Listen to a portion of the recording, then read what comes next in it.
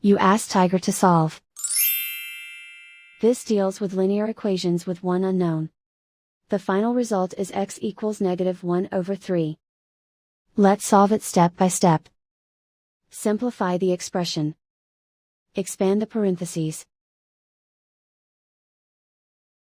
Multiply the coefficients. Simplify the arithmetic.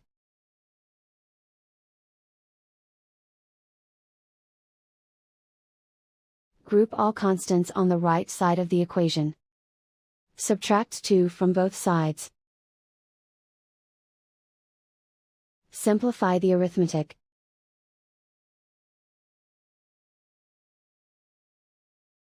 Isolate the x. Divide both sides by 6. Simplify the fraction. Find the greatest common factor of the numerator and denominator. Factor out and cancel the greatest common factor. And so the final result is x equals -1/3.